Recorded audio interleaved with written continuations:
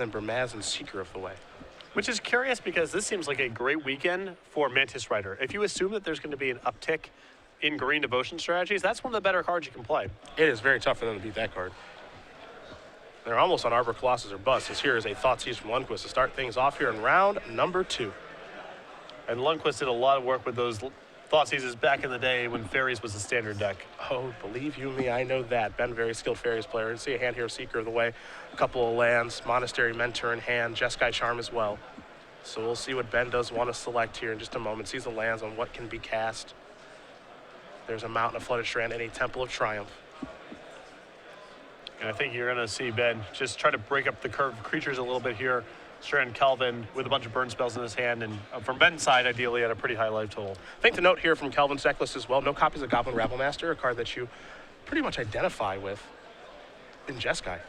But none of those there. Going to take Monastery Mentor, 4 copies of that card this weekend here for Kelvin. He'll draw a card. It's a copy of Temple of Epiphany.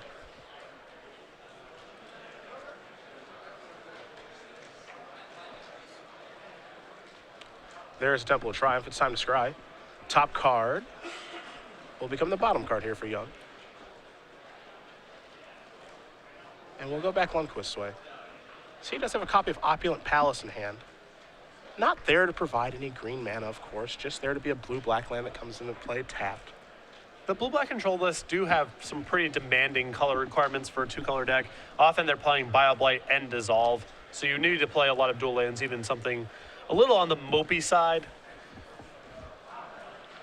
There's a mountain there for Young. There is the Seeker of the Way. Lundquist already knew about that, so that'll come into play. We're past the point where Salt Marsh is considered to be an acceptable dual land for most decks, but as you can see Ben here on Swamp, I'm sure he's happy to have it. Salt Marsh now gains a life when it comes into play. The mighty Dismal Backwater. Or as a gate for various gate synergies. I always wish there would have been a good gate deck. I know Maze's then tried, but it never happened. Here's Hero's Downfall. That'll take care of the Seeker. I'm kind of happy that there wasn't a standard format where the best strategy was just playing lands and being declared the winner at some point. Would have made for some thrilling coverage. And he activates Maze's End, and yeah, that'll do it. That will do it. Dismal Backwater, the land that comes in. Ben will gain a life. He's up to 19. We'll pass it back Young's way. Young had 3 lands in play. His last turn was a Mystic Monastery. Here's another Temple of Triumph. He'll trigger. Take a look. Top card goes to the bottom yet again. He'll just pass the turn back. Slow start here from Kelvin. His hand very reactive. This list that Kelvin is playing is not well suited to be blue-black control. There's only 12 creatures total in the deck. 4 Soulfire Grandmaster, 4 Monastery Mentor, 2 Bermaster, Seeker of the Way. It's a list with 4 copies of Lightning Strike, 4 copies of Arc Lightning, and 3 copies of Jeskai Charm. He is really gunning for mono-red strategies this weekend or other beatdown decks. And the cost here is he just does not have a lot of meaningful cards against control decks game 1. Lundquist is going to sacrifice his Polluted Delta. He'll go down to 18. Search up an island, and it looks like he has a copy of Jace's Ingenuity in his hand that he'll play on Kelvin's end step. But Kelvin's deck, as you mentioned, geared towards something that Ben is not, geared towards everything than what Ben is playing. He does not want to play against this kind of deck at all. Yeah, this is what you would call a bold metagame call here on Kelvin's side. If he runs into a bunch of red aggro lists over the course of the weekend, yeah, he could run away with this tournament, but He'll play a Jeskai Charm while Ben shields her down. 4 damage going to go to Lundquist's head. He'll go down to 14. But Ben is probably fine with that in exchange for 3 cards. Negate, Dissolve, and Polluted Delta are the draws. Oof. Picked up a copy of Crux of Fate now. Time for a Temple of Deceit. Take a look at the top card. Lundquist will consult the grip, leave that card on top, pass the turn back over to Young. Young will draw. It's God's willing. Which he has 4 of this weekend. From this stage of the game, Kelvin's draws that matter. There's some creatures which may or may not matter. He's got some Sark and some Dig Through Times, but he's got a lot of creature removal. It's going to be hard to burn Ben out, especially now with Dissolve and Negate in hand. The card that Lundquist left on top with that Temple was a copy of Pearl Lake Ancient, So Ben trying to get this game over with pretty quickly. Bermaz, King of Rescus, will be cast here by Young. See if Ben wants to dissolve this. He also has Crux of Fate in his hand, and Pearl Lake can go toe-to-toe with that just fine as well. This is one of those spots where Ben has numerous lines of play that probably all result in wins, but still doesn't want to do anything sloppy. Sacrifice Blue to Delta here. Will Lundquist go down to 13. Swamp or Island coming. He'll go with the Island. And 4 copies of Arc Lightning in the main deck. That is a bold call. And he's looking to play against specific decks. Yes. Jeskai tokens, red-white aggro, Devotion, that did well last weekend. Arc Lightning's good against them. It's not an indefensible move. It just looks really bad here. Yes. This is where you pay the cost. Lundquist will draw. Dismal Backwater was the draw step. Pearl Link Ancient is in play. Betting on tap some mana here. He'll play Hero's Downfall, try to get Bermaz out of the way. As we know, Young has a copy of God's Willing in his hand, so we'll see players engineer a stack here in just a moment. He'll start Willie Young by sacrificing a Flooded Strand. Getting to trade 1-for-1 with the God's Willing here is a small victory for Kelvin. I have a feeling that it's likely to eat a negate here. That or a dissolve. Yeah. Depending on how Ben does select. Yeah, I'm going to search out a Plains. A Mirage Plains? It is a Mirage Plains indeed. I'm on it early this morning. Great basic land artwork in that set. Big fan? Big fan. What do you think about that Texas Negate? I don't like Texas cards. Okay. Here's an attack. Prowess triggers, by the way. Yeah, bang. Twice. One more. Don't see that often. Twice. One for the downfall, one for the negate, yeah. That prolongation is really dealing early this morning. We're going to send it back Young's way. Young will draw a card. I believe it was a copy of Arc Lightning. We're going upstairs. Boom shakalaka. Ben will calmly go down to 11. And Young will just pass the turn back. Just got to give him something to think about for the next game, you know what I mean? Let him know you're not going to go out without putting up some resistance. Well, I think we might not see that in Game 2 or Game 3. Here's the attack with the Pearl Lake. 6 damage will come across. Lundquist draw for the turn was a copy of Dig Through Time. Here's a Wild Slash. Boom. Right in your wheelhouse here on this burn. Boom. Well, if one's good. 2's great. That's true. And now Ben fully aware of how good the matchup is for him Game 1. If there was any question before, now it's all been revealed. Well, Kelvin actually has 2 lethal burn spells in his hand. He has Arc Lightning and Jeskai Charm. Unfortunately for him, Ben has this handy-dandy Dissolve in his hand, so Arc Lightning is going to go upstairs. Kelvin going to cautiously cast these cards, hoping that it's good enough. He's going to put Lundquist down to 4. Now here's Jeskai Charm. But Ben has the Dissolve to counter that and take care of the game. Ben Lundquist going to win game number 1 here over Kelvin Young. Blue-black control, up a game over Jeskai aggro as we turn our attention to the sideboard, and we will start with the Jeskai deck. Now, Patrick, please tell me he has some way to get these burn spells out of his deck. He does, but not really as much as he needs. 4 copies of Disdainful Stroke, 4 copies of Obs on Advantage, 2 copies of Valorous Dance, 2 copies of Citadel Siege, 2 copies of Mob Rule, 1 copy of End Hostilities. Not actually, at the end of the day, not a lot for this matchup. Yeah. I'm guessing the 4 copies of Disdainful Stroke will definitely come in. I think the 2 copies of Valorous Dance is probably an upgrade over some things like Wild Slash and Arc Lightning. But really, Kelvin has no way to get out everything he needs to get out in this matchup. He's still going to have some pretty inefficient cards in his deck for Game 2 and potentially Game 3. Kelvin's deck is geared so much to everything that is not blue-black control.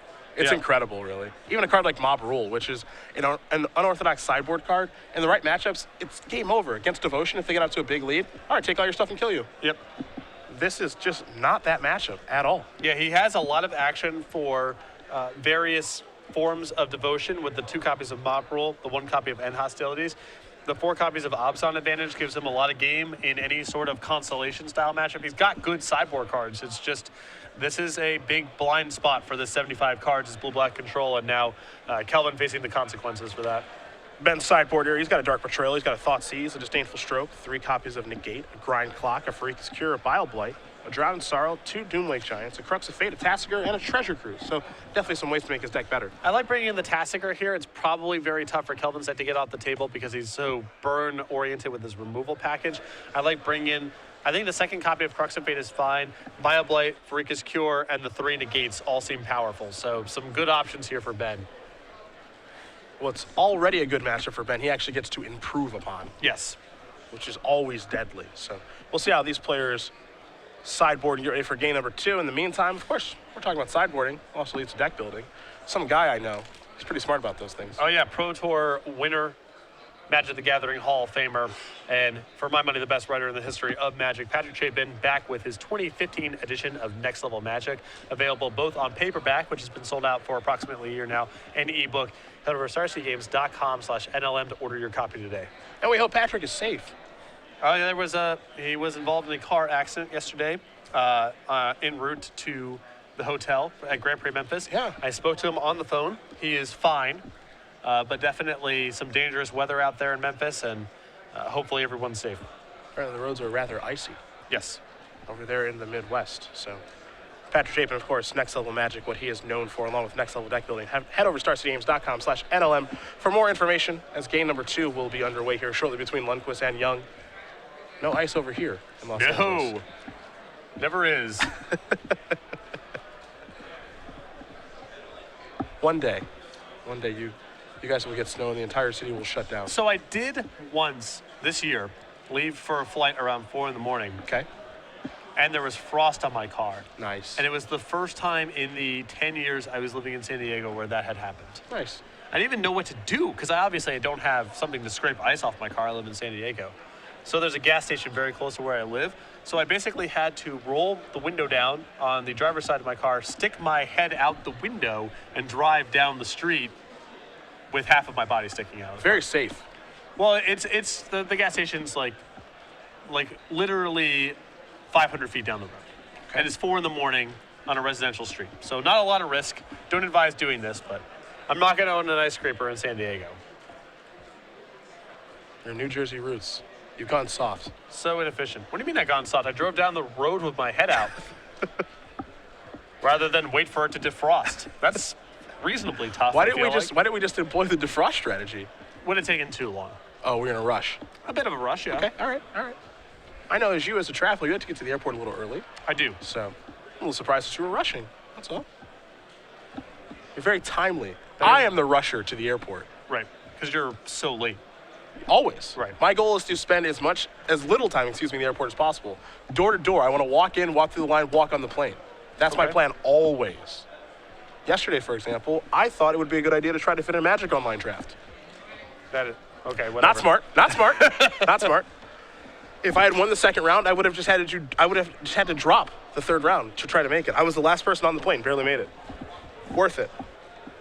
Spent maybe 5 minutes in the airport. So you play your way, I'll play mine. Okay, Temple of Enlightenment to start things here for Kelvin Young. got a deal. A dismal backwater here for Lundquist as both players start with lands that enter the battlefield tapped, as we see all the time here in our standard format. That is a Shivan Reef. This is a Soulfire Grandmaster.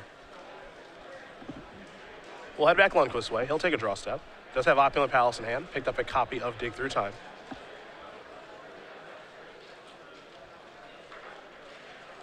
Players still trying to figure out the best place for Soulfire Grandmaster. Oftentimes we see one copy in Red White Aggro. Sometimes we see a copy or two in Jeskai tokens. Rarely do we see it in Jeskai Aggro. Oftentimes we see Seeker of the Way in that slot, but Kelvin not playing Seeker of the Way. Excuse me, 2 in the main deck, but 4 Soulfires. Soulfire Grandmaster is definitely part of his strategy. I mean, he's got a bunch of cheap spells, so setting up a spot where he's able to start recurring certain things is reasonable for his deck. 4 copies of God's Willing to that end. That could be a kind of nice setup in certain spots. Here's a Bile Blight from Lundquist. Targeting the Soulfire Grandmaster. Young has left in some number of God's Willing, so he will cast that, leave the card on top. Oh, I'm guessing he left in all 4 copies. Wouldn't because be too surprised. He has nothing else really to sideboard in. Opulent Palace there for Ben and a passing of the turn back Young's way. Young draws another copy of Soulfire Grandmaster. He'll play a Shivan Reef and get into the red zone here for 2.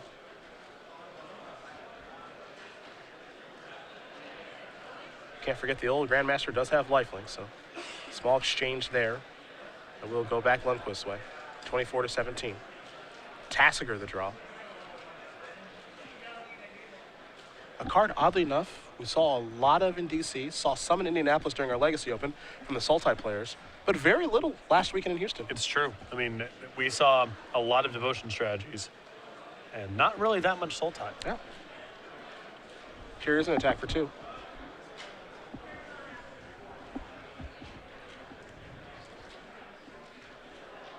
Young not willing to deploy too much more here, it seems. Lundquist going to look over his hand, just take a draw step.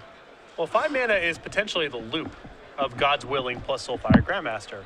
So I think that Ben is not going to just start casting removal into Kelvin having 5 mana available. He's going to take his time. There's no big rush right now. His life total is fairly high. Yeah, he's pushed himself up to 16 thanks to that Dismal Backwater, using his life total as a resource here.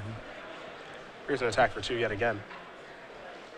Then for Kelvin, you might be happy with how this game is going. The thought process here is get some damage in with 1 creature, try to protect it to the best of my ability, or at least act like I'm doing that, and then try to burn you out like he almost did last game. Exactly. I mean, right now his hand is a backup copy of Soulfire Grandmaster. He's got 2 copies of Jeskai Charm. He's very close to being able to loop that, and he has Disdainful Stroke with the mana available to recur it if Ben plays into it. So Kelvin's got to be pretty happy with how this game's going. No big rush to do anything. He's just going to wait for Ben to act first. Ben will play an island as land number 6. Does have a copy of Doomwake Giant in hand.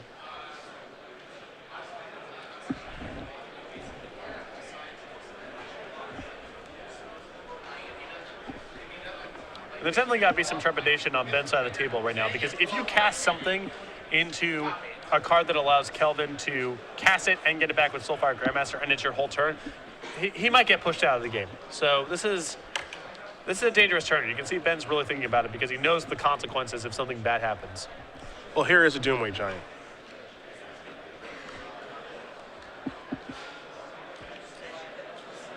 And Kelvin going to reorganize his mana because, as you mentioned, Disdainful Stroke in hand and the ability to loop it, bring it back with the Grandmaster.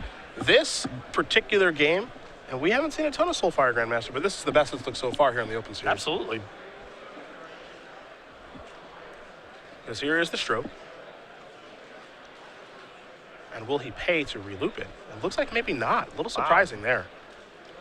Maybe wants to take the opportunity to get a Jeskai Charm in here. Wow, I'm very surprised by this sequence of plays. Bermaz the draw. Here's an attack for 2.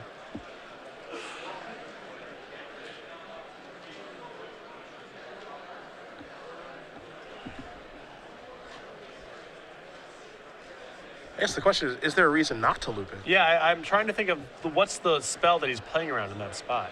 With just 1 mana available. Swamp the draw here for Lundquist. Because against this deck, Disdainful Stroke quite good. Yeah. There's Jason's Ingenuity, there's of course Dig Through Time to counter, Crux of Fate, Perilous Vault, whatever the heck this is about to be. Looks like Tassiger.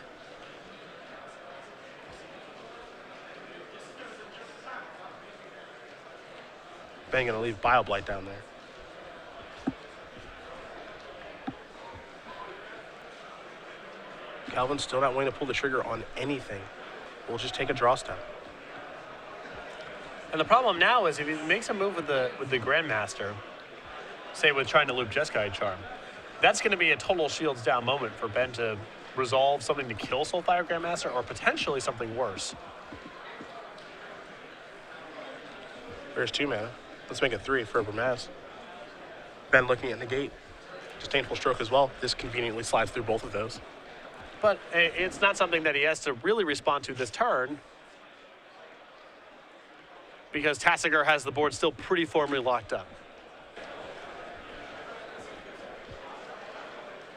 Polluted Delta the draw here for Lundquist.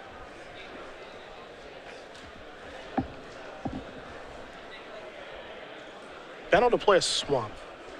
So 8 lands in play, and with the necessary mana for a double Tasker activation if he'd like. Young will draw a card. 30-12. Young certainly winning the life total race, but against Blue Black Control, that will often be the case. Yep. And no rush for Ben here. If Kelvin's not adding to his board, Ben can just start activating Tassiger. You see, he let Bile-Blight in his graveyard already from the Delve to get Tasigur into play, and now has a pretty good setup.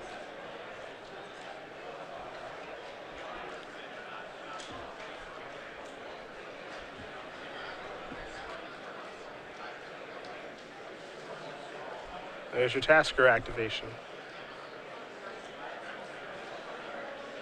It's time to make a move with Jeskai Charm. Wants to put that on top of the deck. And this is a pretty crafty response. It is. To a Tasigur activation. Because then it goes on top of the deck, you resolve the Tasigur activation, you actually turn it over and put it in the graveyard. Yep. We don't see this one very often. Ben going to respond with a negate here. Now, one thing we know about Kelvin's hand is he actually has another copy of Charm in his hand. So we could see him do this again. He'll sacrifice Photo Strand very quickly, go down to 29. Well, the risk here, of course, is that, you know, you Jeskai Charm again. Your shields are completely down the next turn. Yep. If you get hit with something like Crux of Fate, you just don't have a lot going on. And Kelvin is not in a position to have the mana left over to activate Soulfire Grandmaster in any of these exchanges. So yes, it's good for Kelvin if he can get the Tasigur off the table, but this is draining a lot of his resources to do so. And if Ben has any sort of big follow-up, Kelvin may not be able to get back in the game. Well, there is a second Charm. We'll see how it'll be used.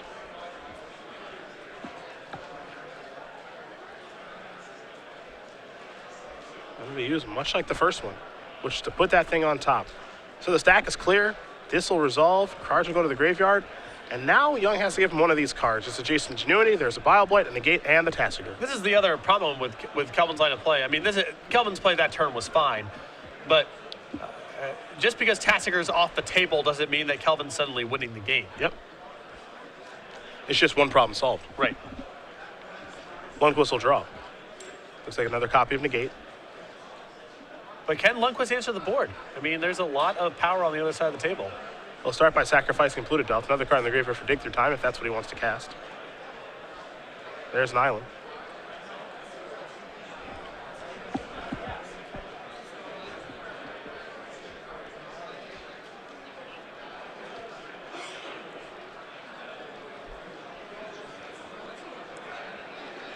And now he'll go through time. Delve away the whole graveyard to cast the powerful instant. And this is conveniently left with 5 mana left over, so they can find Crux of Fate, or maybe something like Downfall plus Bile-Blight. One more. Jason's Ingenuity, 5 mana, convenient. Bile-Blight there as well, if you'd like to take one of those. So some real options here for Ben. And Young just has to sit here patiently and hope for the best. A lot of lands there, too. Yep.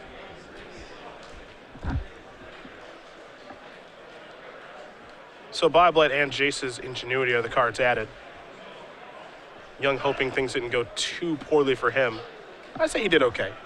Yeah, I mean, if Ben finds Crux of Fate, it's really bad news for Kelvin. So the fact that Ben is casting Bile-Blight here, of course you would prefer for Ben to find nothing at all, but in the scheme of things, Kelvin will take this. Don't think he's too upset as here comes Bramaz, King of Oreskos, along with the cat token as long as the trigger is remembered, and there is the cat. Lundquist will go down to 7.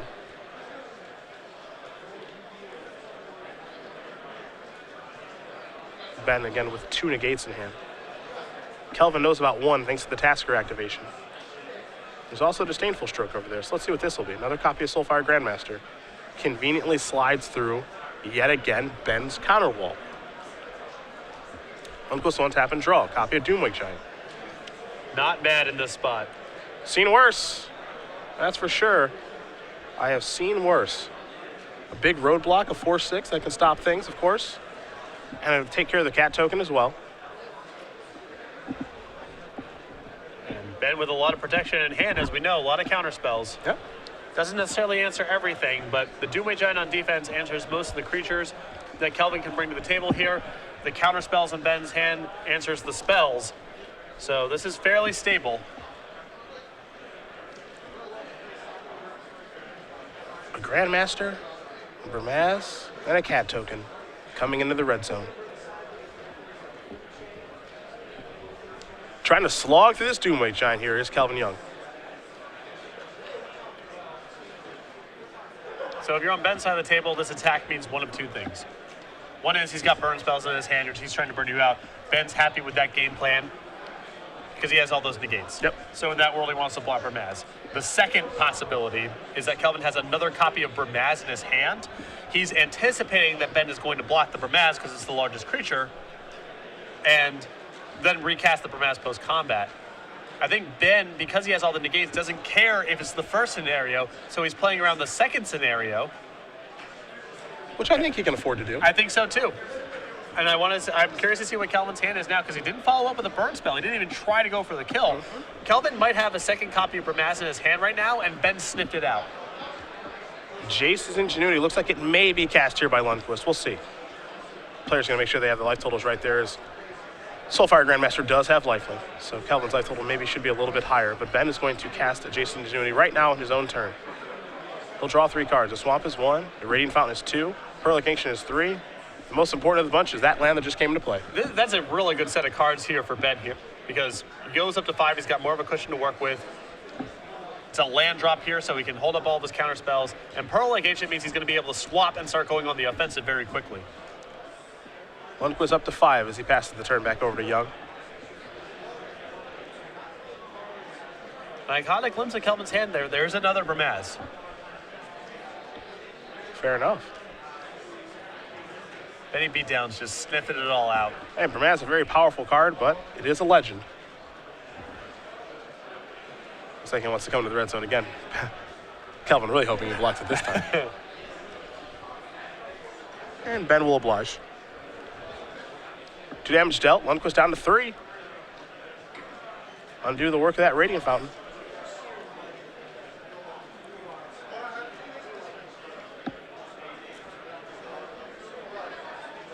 Looks like it may be time to deploy.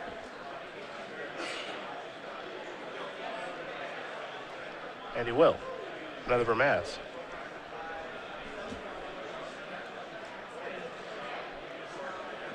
We'll go Ben's way. Bile-Blight the draw. That is a big one. That's a nice one there for sure. Swamp will come in. I mean, if combat goes the way it went last turn, Kelvin's going to be left with nothing. A block on the Burmaz, a Bile-Blight on all the tokens. And the leftovers in Ben's hand, not too shabby. Pearlic Ancient, Dig Through Time, a bunch of negates, Disdainful Stroke. Just trying to stabilize as Young is going to tap some mana here. Looks like 4 of it. How about 5 of it? Ben's probably wondering what the heck this is. Looks like we're looking at double red here, so Sarkhan or Stormblood Dragon. It's Sarkhan. It's unlikely to resolve. Disdainful Stroke will get the job done there.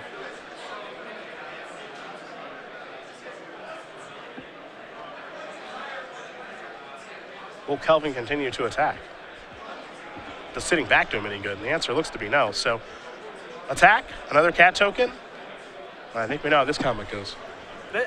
Kelvin has to make this attack here. Also, the attack went fine for him last turn when he did the same thing.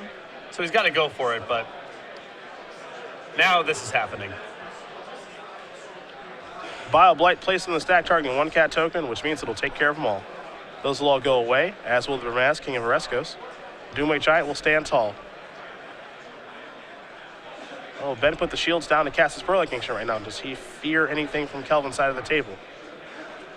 I think that Ben is going to be patient here. When he gets to spots like this, he doesn't rush. I mean, he's going to leave up the shields as much as he possibly can. He'll take the opportunity to cast Dig Through Time, however, and delve away the entire graveyard. There's the Disdainful Stroke that'll go after that. Perhaps Ben will fight over with one of these negates.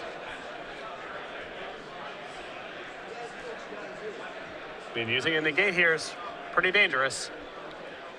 It makes it more and more likely that he can get burned out. And he will negate that Disdainful Stroke, which means the dig will resolve. So Lundquist will take a look at the top 7, of course. Negate among them. Dissolve 2. Give me counters, counters, counters, counters, counters, counters, counters. Yep. It's just the 2 dissolves he cannot take fast enough. I'd be hard-pressed to pass those up. Yep. He's got the win on the table. He's got his clock. Just needs to make sure nothing weird happens here. Take the draw. Hero's Downfall will take care of any creatures that come. Now Doomwake's going to come into the red zone. Not playing defense anymore. Young's going to go down to 25. Young with just one card in hand.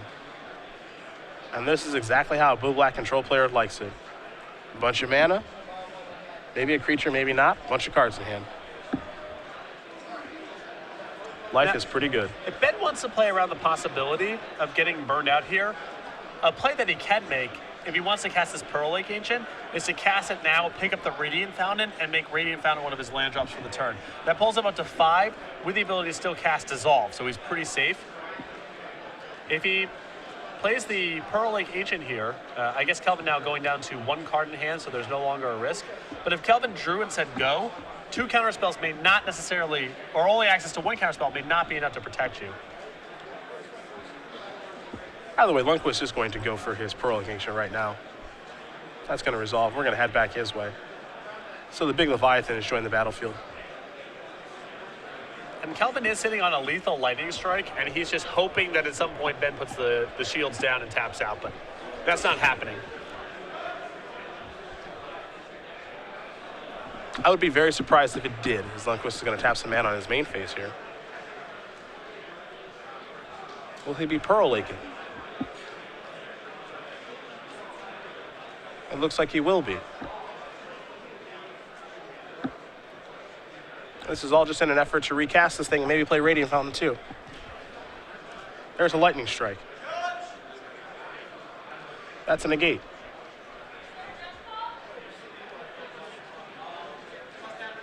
Ben just has to decide how he wants to tap his mana.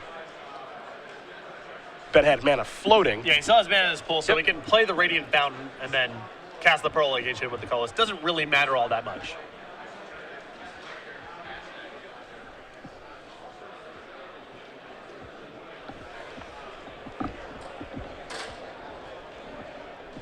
Now there's the Ancient. And a passing of the turn over to Young. With Lundquist at 5, he'll untap all those lands and take a draw step. In we go. Pearl Lake and Doomwake.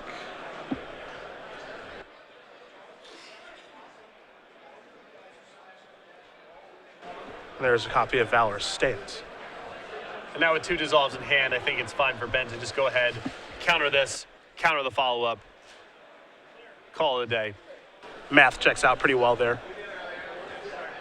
So there is Dissolve. Ben will scry. Leave that card on top.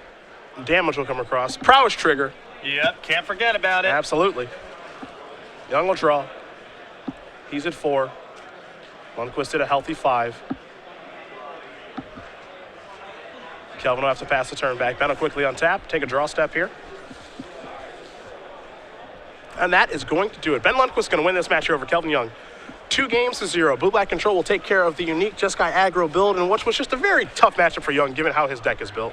He made a go of it. He made a go of it both games. I mean, he had a lethal burn spell game 1 that got countered.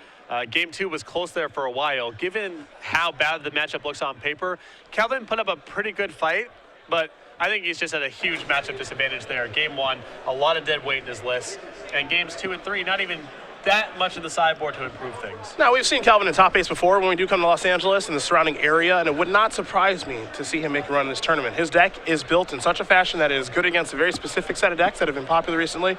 It is not good against blue-white control, though. No, and, blue-white control, they're a little less represented than we've probably seen in recent ones. We did have blue-white control in the top 8 of Houston. But overall, those decks are definitely a smaller percentage of the metagame. And Kelvin's just hoping to avoid it because his deck does not offer much. When you have 4 main deck copies of Arc Lightning, it's very clear that you want to play against a certain subset of decks. And if he does run into those decks, Goblin Rabble Master decks and Hordeling Outburst decks, I think life's going to be pretty good for him. I mean, there's been a lot of talk about red-white aggro recently, and his deck is actually built, it seems, pretty well to beat red-white aggro. I'm happy to roll the dice.